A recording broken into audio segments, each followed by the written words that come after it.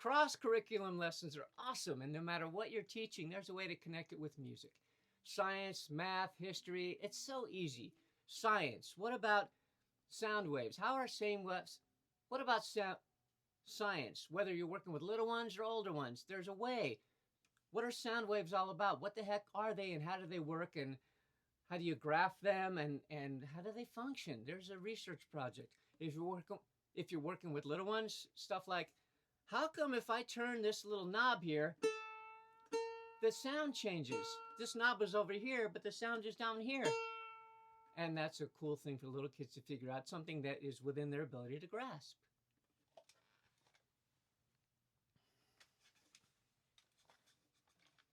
History, so easy. I'll give history, so easy. What if your history, so easy. I have a question for you. When was the guitar invented? Here's another question. Here's another question. When did the early settlers...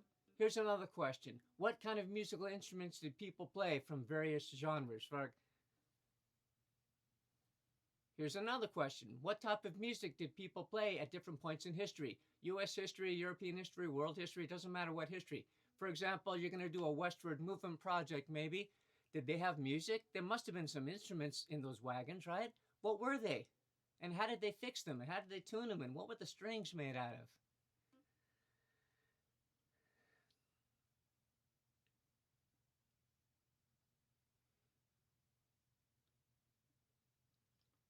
What instruments were popular during the Renaissance? Was it this?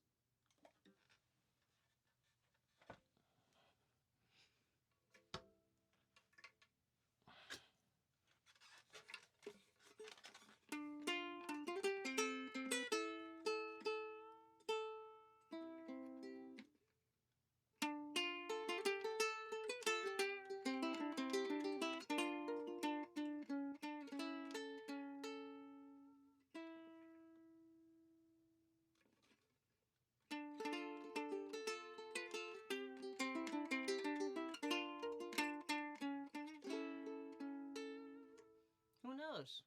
Maybe you do.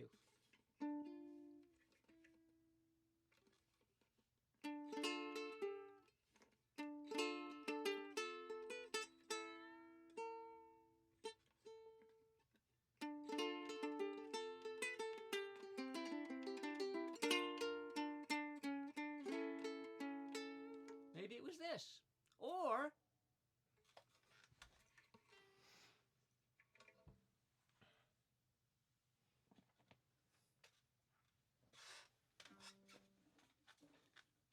what about a writing project? Well, that's the easiest of all, because if you're trying to get a kid to write that doesn't know how to write, struggles how to write, hates writing, whatever, or loves writing even, give them something to write about that they care about. They'll write so much better.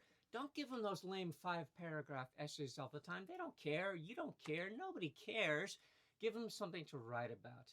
Have them do a corrido or a poetry, a ballad. Give them a project that's called The Ballad of, and then they write whatever the topic is in the form of a ballad. They don't have to be able to play an instrument, and they don't have to sing it. They can just write it as a form of a ballad, a form of poetry, or even without rhyming, just writing the story, but thinking of it in terms of music. They can present it by reading it aloud with some music playing in the background that doesn't necessarily connect with what they wrote, but just the fact that there's music on it makes it. They can present their project.